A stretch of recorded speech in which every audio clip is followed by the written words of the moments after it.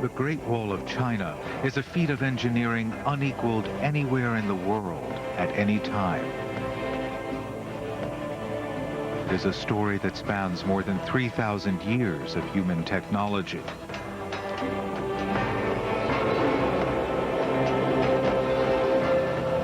The history of a nation is told in the battlements and ruins that stretch for more than an incredible 4,500 miles from the mountains of Korea to the inhospitable wastes of the Gobi Desert, the same distance as flying from Miami to the North Pole.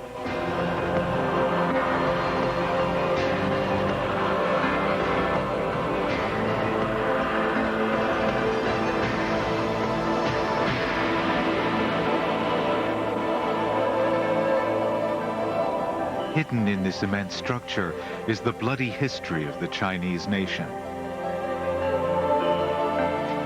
A nation made possible only by the technological prowess and staggering manpower that offered its rulers the means to build the ultimate defense.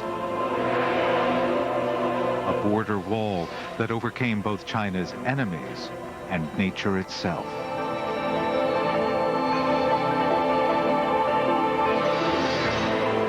From 700 BC, China was a collection of separate warring states, constantly at battle, vying for each other's kingdoms.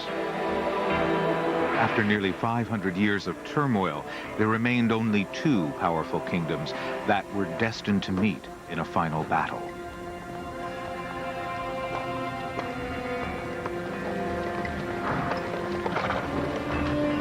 The victor would reap the greatest prize, the richest and most technologically advanced nation in the world.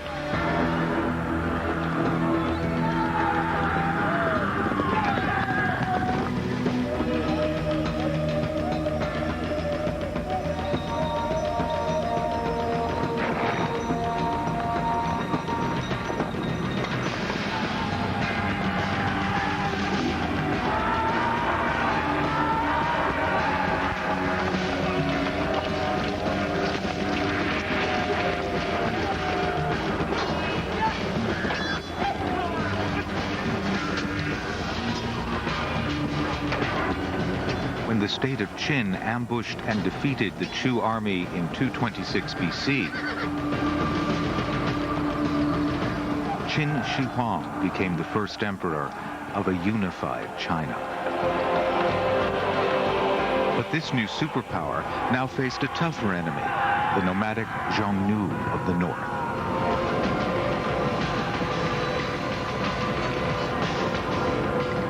The Great Wall was built fundamentally to protect the northern and the western frontiers against marauding bands of horsemen that would come riding in and hit the villages and along the frontier and take livestock, take the people out.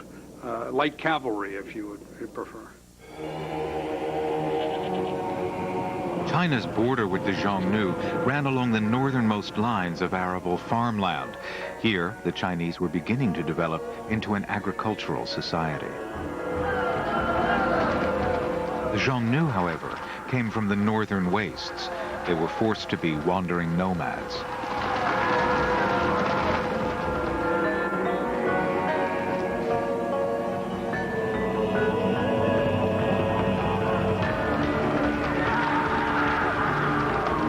It was a clash of cultures, settled Chinese farmers versus Xiongnu warriors.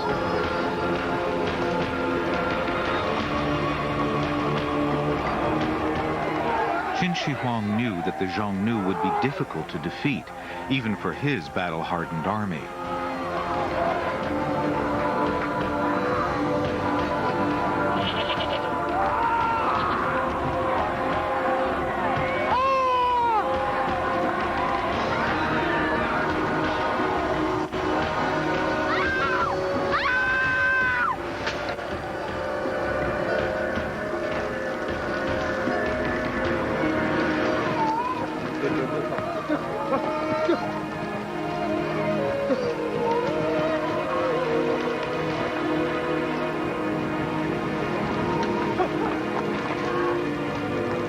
The stability and prosperity of the new empire was threatened by these marauding hordes.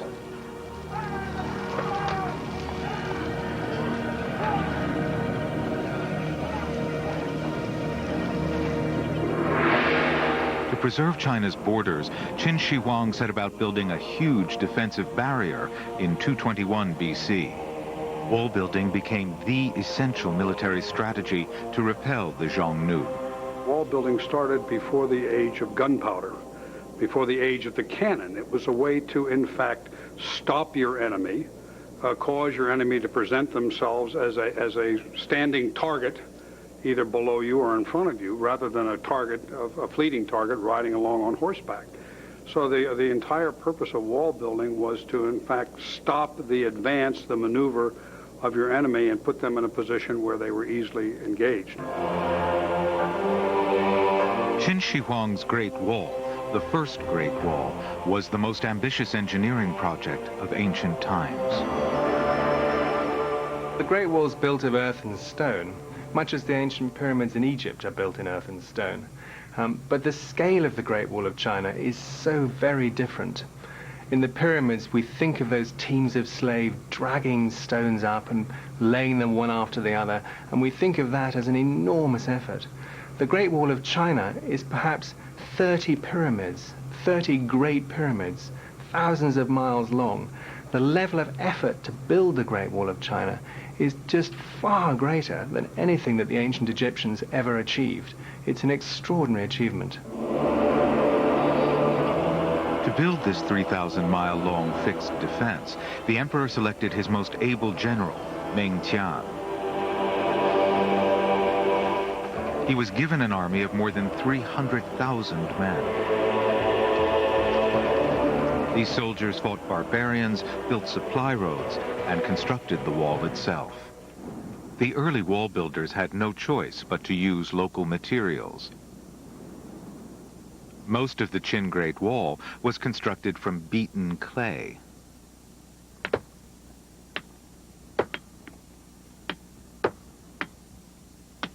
These men are using the same methods to restore a section of the wall. Stone was not always available, so tamped earth became the first choice of building material. The builders here carefully select earth from at least 4 inches below the surface so that it does not contain seeds or grasses which could germinate and undermine the strength of the structure. Teams of men then pound the earth into 4-inch thick layers, which are built up to the final height, in this case, 20 feet.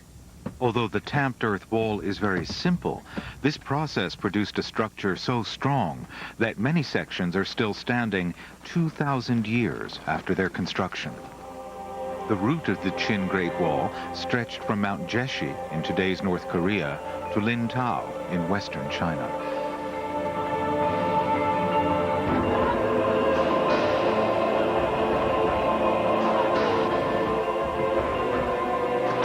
In just 10 years, they had built a wall along the entire northern border.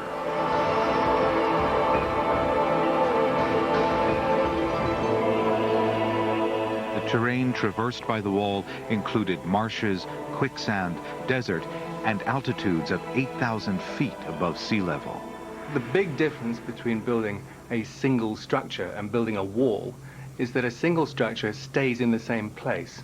They constructed 3,000 miles in just 10 years. That's 25 miles a month.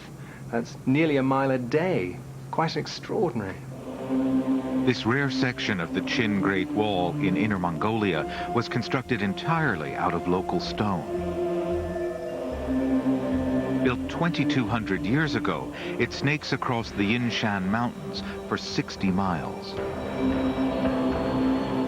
In this reconstruction project, archaeologists and builders are restoring the wall to its height before a severe earthquake struck in 1996. The tremor, which recorded 6.5 on the Richter scale, nearly wiped out some of the last remains of the Qin Wall. The rocks used in the wall are prized out of the mountainside. Long lines of men pass the rocks to a skilled mason, who places the stones with their flat sides facing outwards, presenting the sheerest face possible to an advancing enemy. These large rocks are then locked with smaller fragments filling the gaps. The most remarkable feature of this dry stone wall is that Qin builders pushed this simple technology to its limit. Had they built the wall any higher, it would have turned in on itself and collapsed. Although much of this defense has now been lost, here we can see how the wall dominated the landscape. The ruins of this dry stone wall are now about 8 feet tall. In its heyday, it was 20 feet high, with 26-foot-high beacon towers.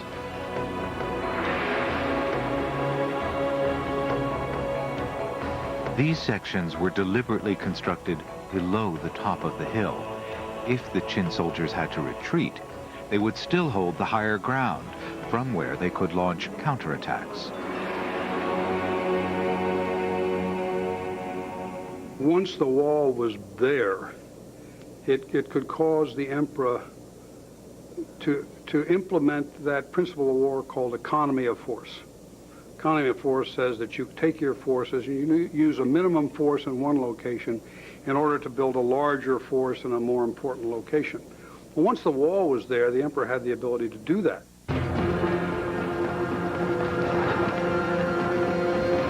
The wall also gave Qin Shi Huang other military advantages against his enemy, the Xiongnu. Their cavalry was still a formidable threat. They were highly mobile and could select weak sections of the wall to attack. And so the Qin army invented new weapons to exploit the advantages of the wall.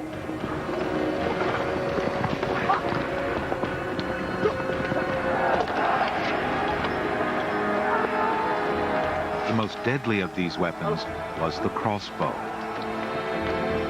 This instrument of death could fire arrows more than 250 yards with amazing accuracy.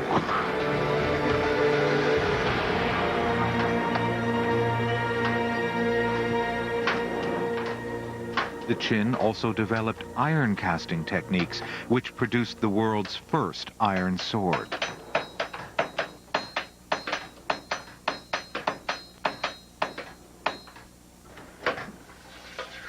This technology was not available in the West until after the 12th century, 1,300 years later. The soft bronze swords used by their opponents were no match for the double-edged iron weapon which the Qin had developed.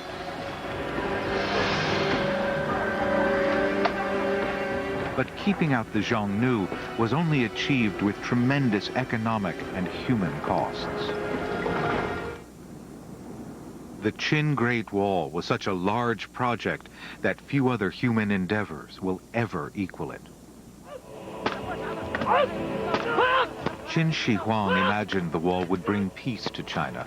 In reality, the Qin dynasty was weakened by the heavy cost of the construction.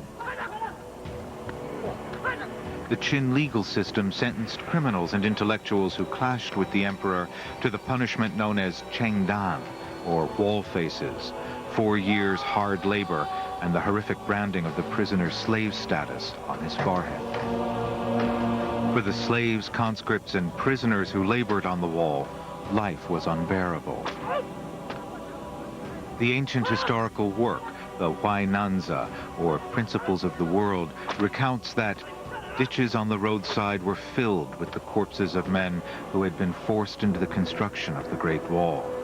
Taxation became heavier and heavier, while the term of service was endless.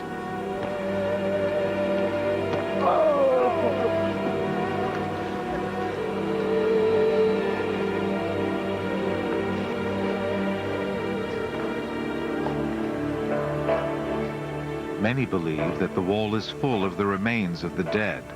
But the deputy director of the Chinese Great Wall Society, one of the world's leading authorities, disagrees. To discover whether the bodies were interned in the actual wall or buried nearby, we investigated many sections. We found no bodies in the wall, but the remains we did unearth were all buried nearby.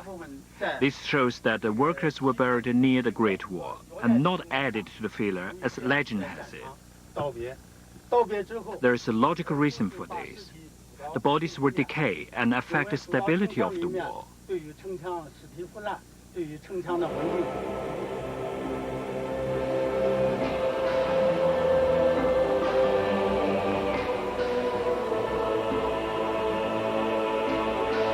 Modern scholars estimate that the death toll for the Qin Great Wall was in excess of 1 million people. No society could sustain such a terrible burden. What do you know about the real Ice Age? The Discovery Channel looks at the new film, Ice Age, as Ray Romano reveals the real beasts of the Ice Age. Wednesday at 8 on the Discovery Channel. This I gotta see. You know, when I was a young man, riding a Harley-Davidson motorcycle, oh, that was all I could think of. I mean, that open road, that rumbling engine, the wind in my face. Oh, God, but you had a Harley? No, I never got it. I spent the money on aluminum siding instead. Let's go see what Grandma's doing.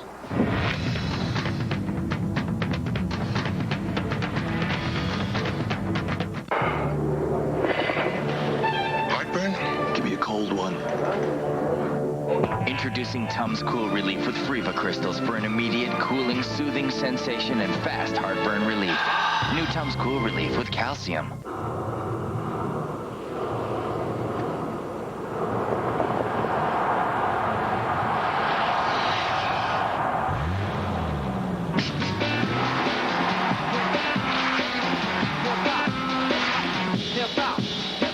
Introducing the totally transformed 2003 Corolla. It just wants to have fun.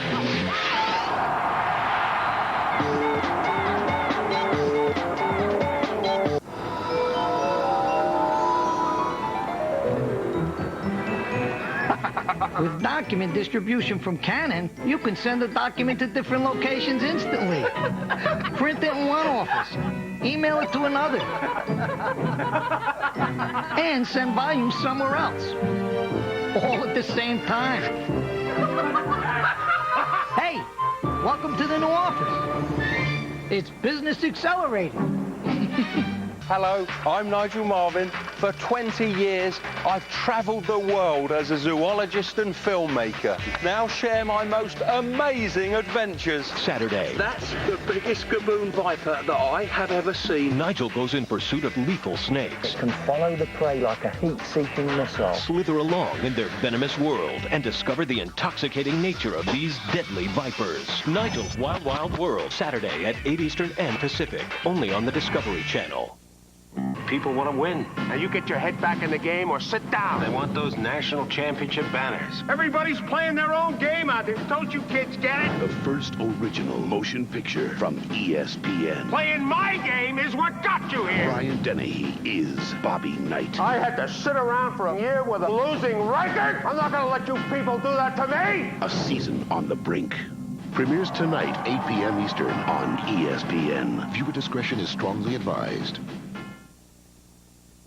It's Macy's Super Weekend Sale today with 25 to 50% savings store-wide. Plus, use your Macy's card and take an extra 15% off sale and clearance prices. Or take an extra 10% off home, shoes, men's jackets, suits, and sport coats. All day, every time you use your Macy's card. Exclusions apply. Take an extra 15% off sale and clearance prices every time you use your Macy's card. Today, during Macy's Super Weekend Sale. The Great Wall Society estimates that for every person building the Qin Great Wall, a further 6 were needed as support to provide building materials and supplies. This means that an incredible 3.5 million people, or 70% of the 5 million population of China at that time, would have been involved in building the Qin Great Wall.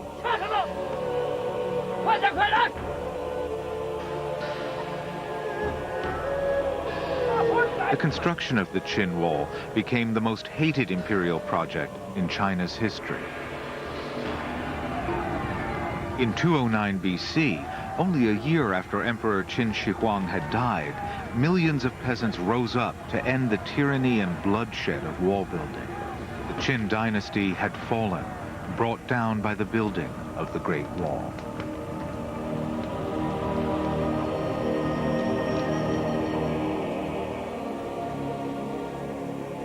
Within 10 years, the Qin Wall was a neglected ruin.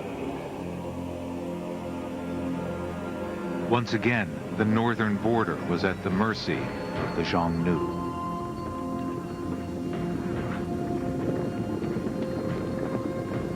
These descendants of Xiongnu tribesmen are showing just some of the cavalry skills that were demanded from a warrior. To keep horsemen like these out, the next dynasty would have to build an even stronger wall. After 3 years of bloody civil war, the first Han Dynasty emperor, Gao Di, came to power in 206 BC. At first, he attempted to appease the Xiongnu with gifts and increased trade. But peace on the border proved to be sporadic.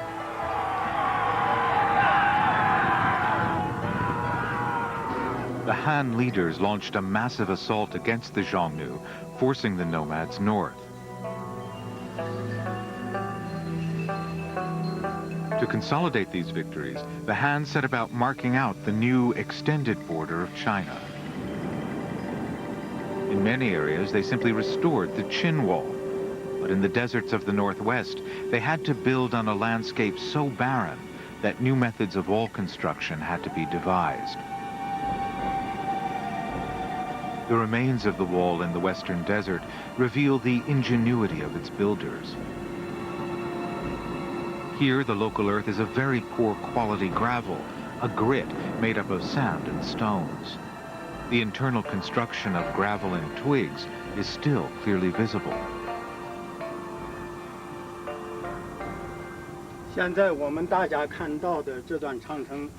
This part of the Great Wall is unique. The method and materials used to construct it are very different from those used in mountains and lowland regions. Even though it has had to withstand attack of the wind and the sun for more than 2,000 years, it has maintained its majestic appearance, which we can still enjoy today.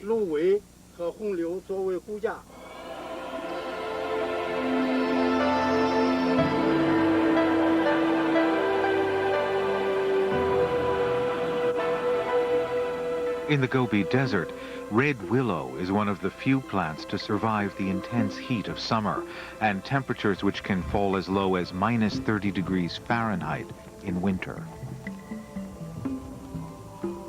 Here, local farmers are demonstrating how they have built walls in this wilderness for thousands of years. The farmers painstakingly build the wall up layer by layer. A frame is held in place by pegs. Then, grit and water are mixed and thrown on top of the reeds and willow twigs.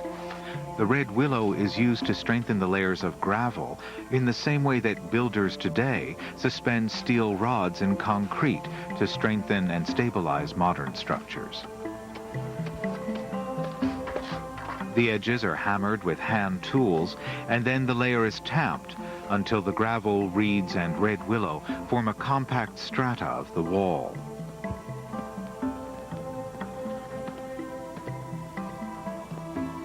This tamping process on a wall this size can take up to an hour for each layer.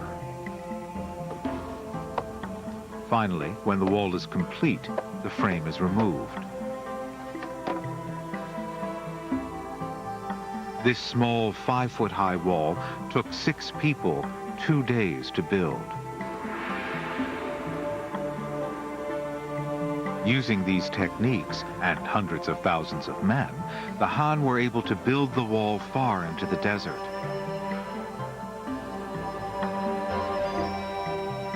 An oily clay was used as a skim or coating.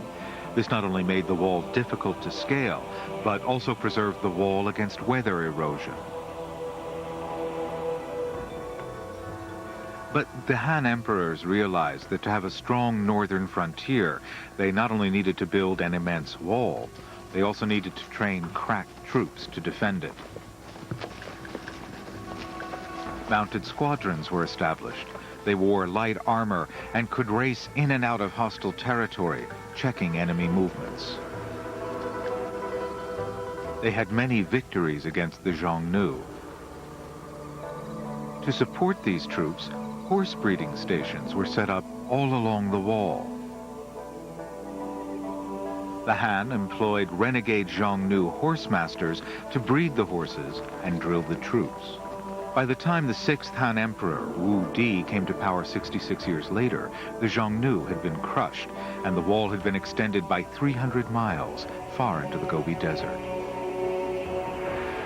If you look at the Han Dynasty and the function of the wall at that time, first of all, they extended the wall out into the Gobi Desert. They extended the wall across many principal trading routes, okay, with the West. And obviously the only way you were going to go into China was through the gates in the wall. So those gates really became, and the towns where these gates were located, really became centers of commerce. In many cases, people were not allowed to go beyond those gates, and therefore the trading function all took place at those particular gates. They were really the portals of trade into China. A perfect example of the wall's trading function is found at the beautifully preserved ruin at Yumenguan, or Jade Gate.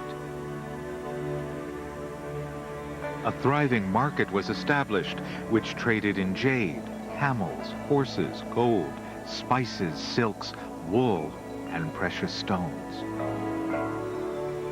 Built in 101 BC, this fort was 28 feet high and 66 feet square. Here we can see how archaeologists believe the fort was designed. It shows how the Han Dynasty protected vulnerable mountain passes. The inner stronghold was protected by an outer wall. Another wall traversed the entire length of the pass and connected to the Great Wall, 3 miles away.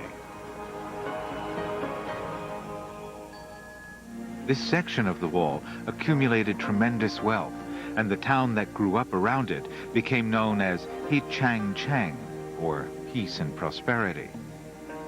In this massive warehouse, built entirely from mud and red willow, the Chinese stored weapons, uniforms, and horse supplies for their armies guarding the wall. It is 453 feet long, 115 feet wide, and 23 feet high. This building is well preserved because the atmosphere in the Gobi Desert is very dry. The total rainfall rarely exceeds a few hundredths of an inch each year. The holes in the side of the structure reveal the position of the original doors and windows, but the strong desert winds have eroded them into large cavities. But the Han Wall became more than just a trade route and a barrier to keep out enemies. It became vital for communication. Along its ramparts, messages could be sent from one end of the empire to the other with amazing speed. All along the northern border, beacon towers were built every 15 to 30 miles. They formed a communications network which ran from outposts deep in enemy territory all the way back to the ancient capital, Chang'an. From these towers, the Han troops used smoke by day and torches by night to send messages along the wall. They burned wood and straw mixed with wolf dung, which produced thick black columns of smoke.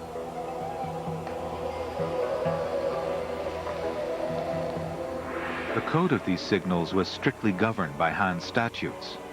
One column of smoke indicated that the wall was about to be attacked by a force of less than 500. 2 columns indicated an attacking force of less than 3,000, and 4 columns indicated an attacking force of up to 10,000. To verify the speed of the smoke signals, the Great Wall Society recreated an ancient Han experiment. They pitted the beacon towers against a messenger on horseback, and to bring the experiment right up to date, they added an all-terrain vehicle to the race.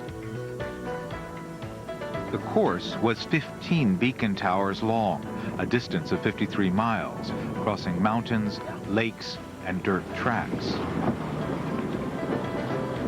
The result is not even close.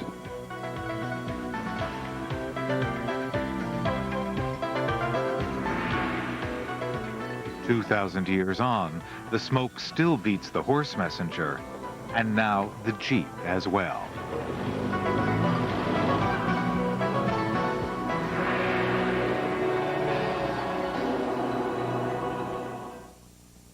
For as long as man has gone to sea, there have been terrible tales of sea monsters, but this one is true.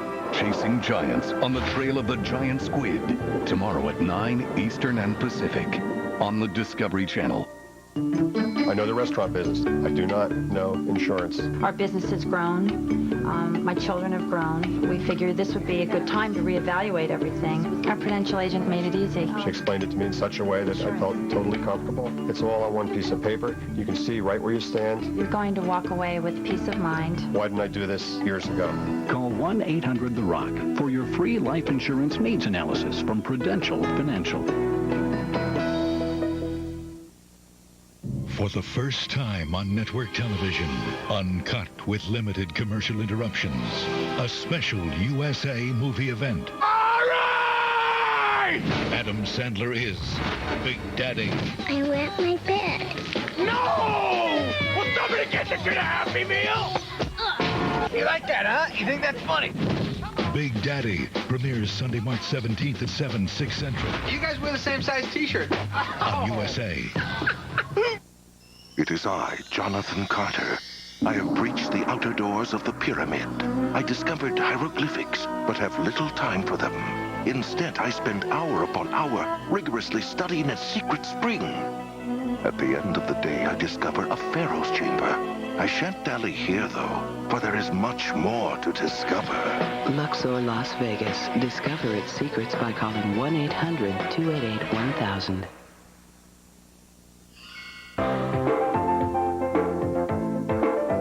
Forget everything you think you know about slipcovers. At SureFit Slipcovers by Mail, we've rewritten the book on them. A whole new catalog of incredible slip-on coverings. Don't spend a fortune replacing your furniture. Now you can fall in love with it all over again. With a patented one-piece, easy-to-apply slipcovers from SureFit. Whether it's sectionals, sofa beds, leather furniture, or oversized chairs, SureFit slipcovers go on easy, look beautiful, and they stay in place. Best of all, they're priced to fit any budget. So call our toll-free number right now, and we'll rush you our free catalog. It's filled with patterns, textures, and colors, all designed with you in mind. For your free SureFit catalog, call 1-800-356-4646 or visit our website at www.surefit.com. That's 1-800-356-4646. Call now.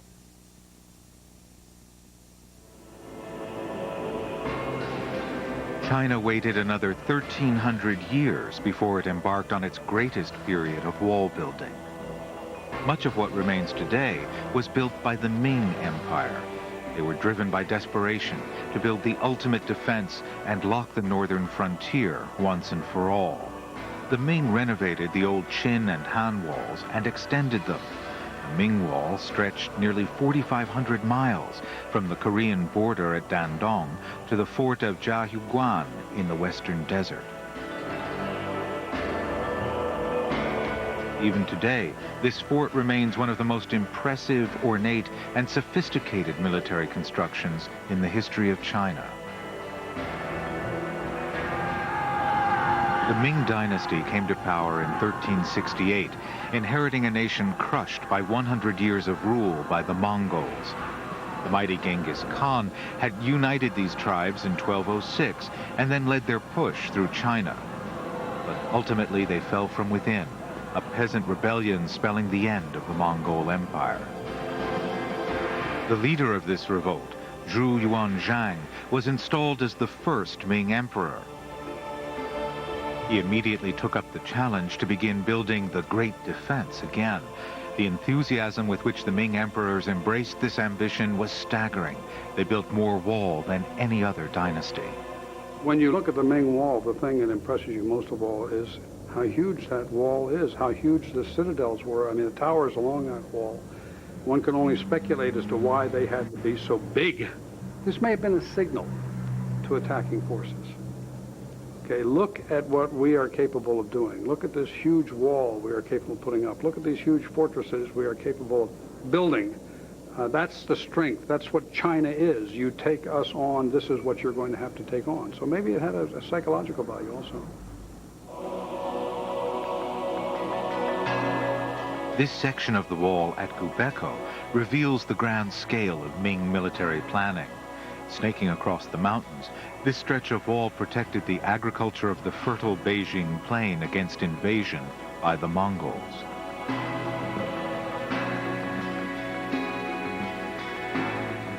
The Gubeko Wall is located in the Chobai River Valley, along which ran a major trading route. The wall spanned the river with 3 arches, and water was dammed up to irrigate local fields. The water gates were swept away in floods several centuries ago, but with the aid of modern technology, we can see how they worked. Built on a solid stone and gravel foundation, wooden coffering provided the exterior support, while alternate layers of clay and rice straw blocked the water flow.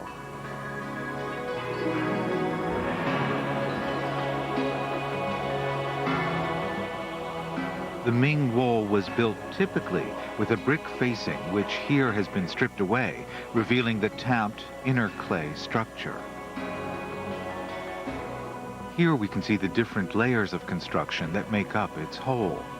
On top of a stone foundation, an inner skin of brickwork covers a core of compacted rubble and clay. An outer skin of more substantial brickwork strengthens this even further. The defensive details, ramparts, steps, and towers are built on top of this 3-layered base. These walls are sloping on the outside, and that's because they need to hold back the pressure of the earth inside, which is trying to burst them outwards. But they would compact the earth fill inside, just as they did for the Han Wall. And the great strength of the stone wall on the outside would mean that it was not only an imposing structure, but really almost indestructible. Even in their unrestored state, these walls are impressive. The Ming's fear of invasion made them drive their techniques to the limit and to build the seemingly impossible.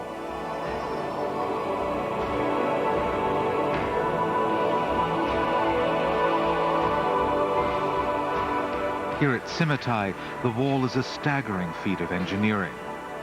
This section ascends razor-sharp mountain ridges that climb at an angle of 70 degrees, 7,000 feet above sea level.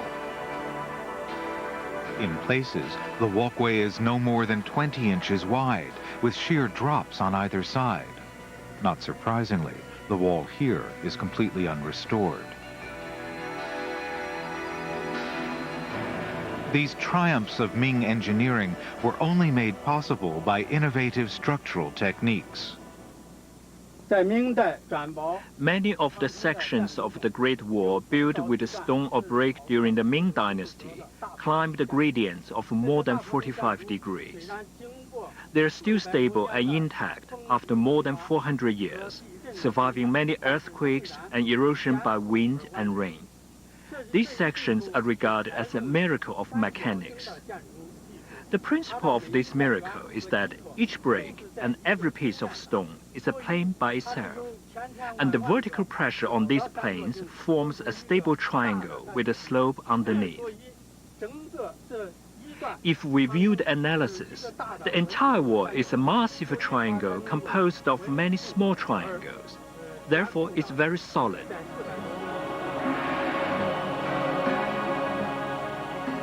Unless the gradient exceeded 45 degrees, bricks were laid parallel to the slope, hugging the contours of the mountains. This was a convenience to speed up the building of the wall and avoid having to cut bricks to fit into the construction. But this technique was only possible with incredibly strong brickwork. The bricks they used were not like modern-day bricks. We decided to put a copy of a Ming Dynasty brick to the test.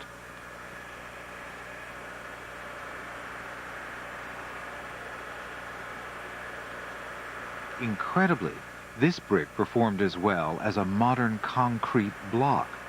Both fracture at around 320 kilonewtons, equivalent to a stress of about 1,000 pounds per square inch. At a time when European builders were still relying on cut stone, Chinese engineers had developed the technology to mass produce the strongest and most reliable bricks in the world. Amazingly, these bricks are still made today in the same kilns.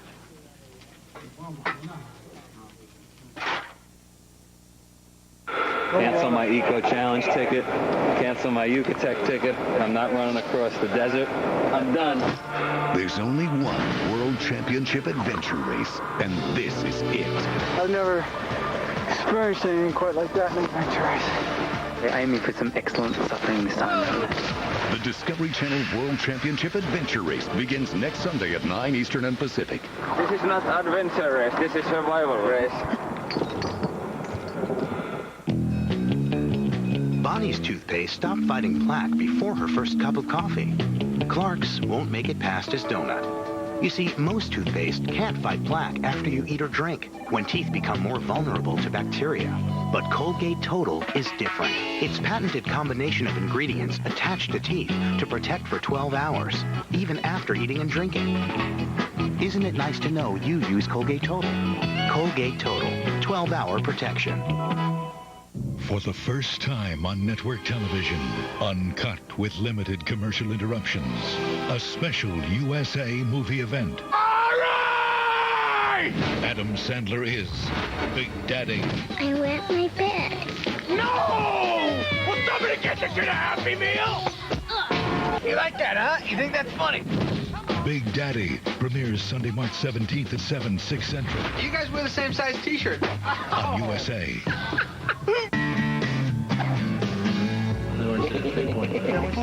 The men have taken a break from the festivities to bond and show support for their newly committed brother. Hey, married man, we saved you a rock. What, you give you a hall pass or what? I didn't know they made leashes that long. What's it like to wear jewelry? This whole thing? And thus the groom maintains his status among the pack. Rolling Rock beer. Grab a rock. This Friday. Prepare for the Ice Age! Check this out. Ray Romano. Hey, look at that. Dinner and a show. John Leguizamo. I actually thought you were going to eat me. Dennis Leary. I don't eat junk food. And Scrag. Doing it for attention. Just ignore him. Ice Age is absolutely hilarious. You have a very cool sense of humor. It's funny and original with a look all its own. An excellent point. Will you cut it out? If you love Shrek and Monsters, Inc., you'll love Ice Age. Rated PG. This I gotta see. Friday, only in theaters. But before you see the movie, spend 2 nights with the Discovery Channel and Animal Planet for a deeper look at the Ice Age. First, travel back in time as the Discovery Channel reveals the real-life creatures that inspired the film. Then, don't miss Animal Planet's Night of Mammoth Fun. It's the planet's funniest animals filled with sneak peeks, interviews, and more. It's a 2-network, 2-night event hosted by Ray Romano, both at 8 on the Discovery Channel and Animal Planet. This I gotta see.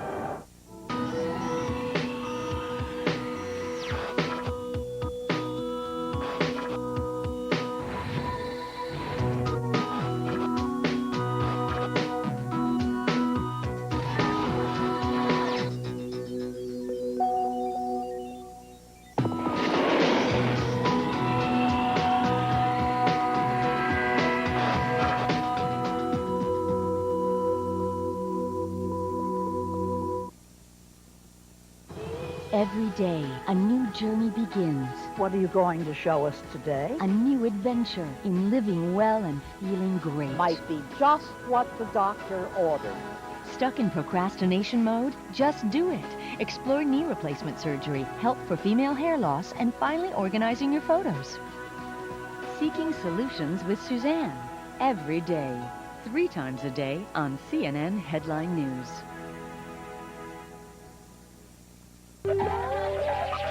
Tonight on the Discovery Channel. First, deadly shipwrecks and dangerous salvage missions. Then inside the deadliest job in the world. And later plunge into the raging waters of the storm.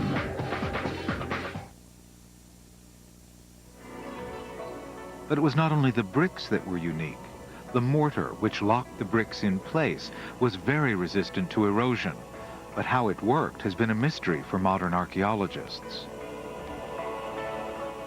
Here we can see the bricks have actually eroded faster than the mortar. This mortar has proved to be very resistant to acid rain. The puzzle of this super-strength mortar has now been solved. The mystery ingredient was rice flour. Here we see archaeologists reproducing the mixture in the field at a restoration project. With innovations like these, the Ming Dynasty was able to build spectacular monuments.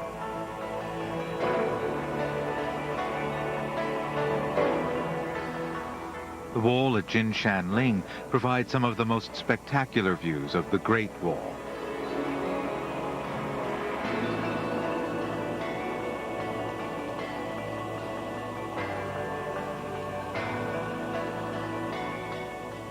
Clues to the intricate construction lie among these ruins. A drainage system carried water away from the enemy side of the wall, depriving the slopes of water and inhibiting the growth of plants that would give cover to attackers.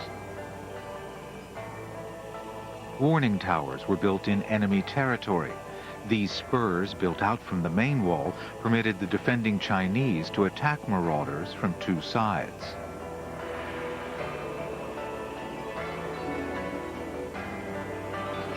This impressive two-story building was the central command from which the famous General Chichiguang oversaw the defense of Beijing.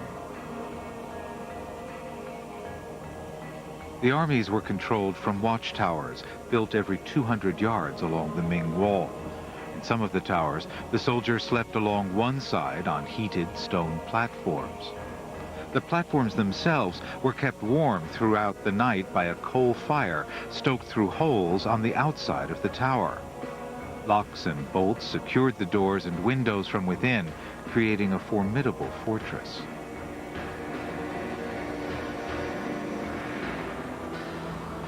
From the safety of its battlements, defenders unleashed arrows and spears through heavily protected slits. Later, cannon were also used. Having discovered gunpowder, the Ming were also the first to develop the hand grenade and mines. These exploding pots could throw lethal fired clay and metal shrapnel, killing anyone in their path. Once at the foot of the wall, attackers were bombarded with stones pushed through specially designed openings, which would then cascade down the side of the mountains, a man-made avalanche. If the marauders survived this onslaught, they would then have to fight hand-to-hand along the wall itself. Here again, every effort was made to make their advance impossible. A series of buttresses built across the width of the wall's walkway enabled the defenders to retreat from one stronghold to another, the retreating troops receiving covering fire from above. The defenders could then flee to the heavily protected guard towers. Built 20 feet above the wall's walkway, these towers were only accessible by retractable ladders. With the ladders withdrawn, the guard towers are virtually impregnable. Unsurprisingly, the wall at Jinshanling was only breached 15 times in its 300-year existence.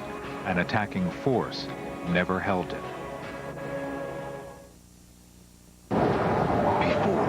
Searched to see if it even existed. It does. Now, for the first time anywhere, the Discovery Channel reveals a legendary sea creature alive. Tomorrow, see what no one has seen, find out what no one has known, and witness an unprecedented scientific achievement. The capture of Architeuthis, giant squid. Chasing Giants, tomorrow at 9 Eastern and Pacific, on the Discovery Channel.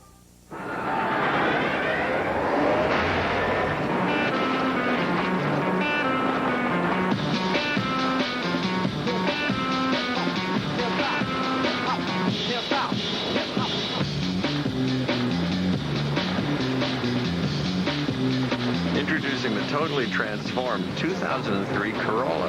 With more room than ever before, it just wants to have fun. People want to win. And we don't get there with milk and cookies. On Sunday, March 10th. I've never had a team play scared. What the hell are you scared of? The first original motion picture from ESPN. I had to sit around for a year with a losing record? I'm not going to let you people do that to me. Brian Dennehy is Bobby Knight. Don't you kids get it? Playing my game is what got you here. A season on the brink. Sunday, March 10th, 8 p.m. Eastern on ESPN. Viewer discretion is strongly advised. Heartburn? Give me a cold one. Introducing Tums Cool Relief with Freva crystals for an immediate cooling, soothing sensation and fast heartburn relief. New Tums Cool Relief with calcium. There's something of Ireland in all of us. The music, the poetry, the warmth of that Emerald Isle where my mother was born. The soft words of my mother's songs and the soft mists keep calling me back. There's never been a better time to visit. Come with me to Ireland. 1 week vacation from $499, including airfare, accommodation, and rental car. For your free travel kit, call 1-800-SHAMROCK or visit shamrock.org. Today at IBM.com, we're talking about the things on the go a business person needs to keep everything running like a top. Like this little beauty right here. It is the perfect carry-on. In fact, the award-winning IBM ThinkPad R series is so well suited to business travelers, I got my buddy Captain Frank, a real-life pilot, to tell us more. Folks, this is your captain speaking. On the left of the ThinkPad R series, you'll see 2 USB ports, and over on the right, a nifty built-in modem. We have a great multimedia machine here, folks, with CD-ROM, stereo speakers, 13.3-inch TFT display. This is a genuine IBM, folks. Intel Celeron processor, 900 megahertz, 128 megs of RAM, Windows XP, 10 gigs of disk space, $10.99. Plus, folks, you're going first class. Buy this R series with an Intel Celeron processor today, and we can ship it out free. Thanks, Captain. We know you have your choice of computers, so we thank you for choosing IBM. That is one bad-looking outfit. Tonight on the Discovery Channel. First, deadly shipwrecks and dangerous salvage missions, then inside the deadliest job in the world, and later plunge into the raging waters of the storm.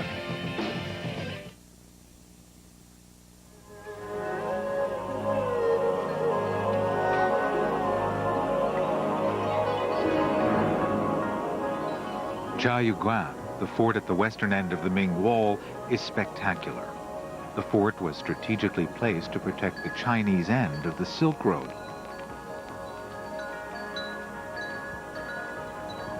This trade route connected the ancient civilizations of Egypt, Rome, and China, and all traffic passed through this hub.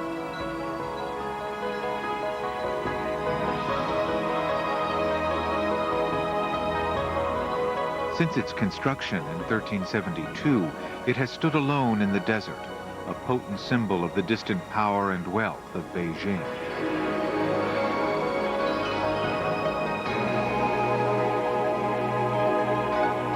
An inscription on top of the main gate boldly declares it to be the most magnificent pass of the empire.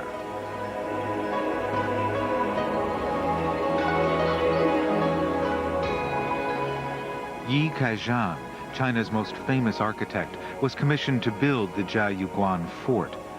When he ordered the exact number of bricks he planned to use, the army questioned his judgment. The architect jokingly added 1 extra brick to his requisition order to satisfy the army that he had a contingency plan. The solitary brick was never used and is still displayed outside the western gate tower of Jiayuguan.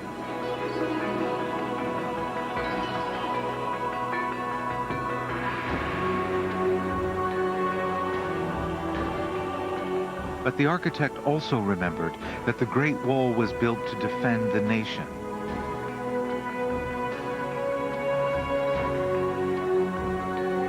Merchants approaching the fort had to travel through a series of defenses designed to prevent enemies taking this vital trading post. Stretching away from the fort, the wall divides the pass, and 5 miles away is one of the Great Wall's most magnificent sights.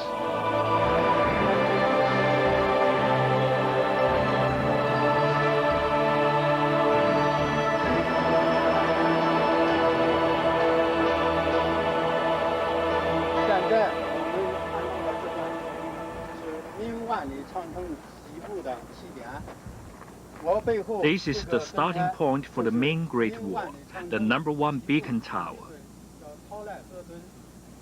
It's strategically placed with a canyon to the west and high mountains to the north and south. From this, its most westerly point, the Ming Wall snakes 4,500 miles east, as far as today's North Korea. But today, modern science is discovering that the Ming Great Wall is even longer than once thought. By looking at new satellite data, physicists at the Beijing Institute for Remote Sensing have revealed lost sections of the wall. This radar image of a region in Inner Mongolia is taken from 120 miles above the Earth. First, the Beijing scientists found 2 stretches of Ming Wall. The second stretch was built 100 years after the desert buried the first wall. And between this highway, the green line on the image, and the second wall, they discovered an even older wall, built 1,000 years ago. Using these methods, more than 600 miles of the Great Wall have been rediscovered in the last 10 years. As satellite surveys discover more stretches of the Great Wall, scientists expect that the current length of 4,500 miles will have to be recalculated. But having built the longest of the Great Walls, the Ming Dynasty began to struggle with the overwhelming costs of its construction. By the beginning of the 17th century, corruption and hatred swept the empire. Even the Great Wall could not protect a nation disintegrating from within. In 1644, the Ming Dynasty eventually collapsed. The Great Wall became redundant as another northern tribe, the Manchu, filled the power vacuum.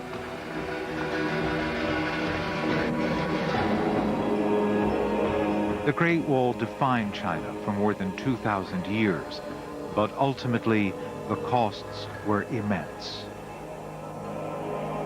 The cost of rebuilding the Ming Wall today in its entirety might be something like $380 billion.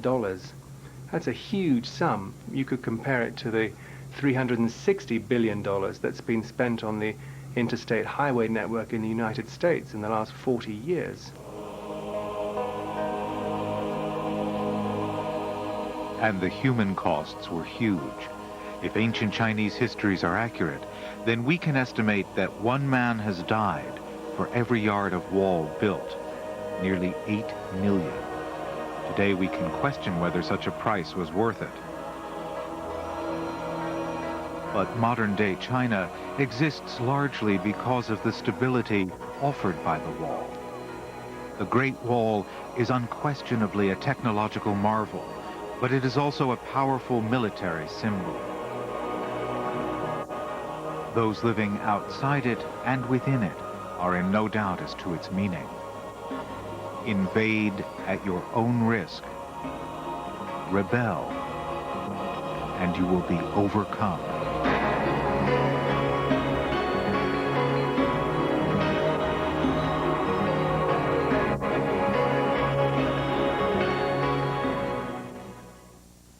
To purchase a home video of the program you just saw,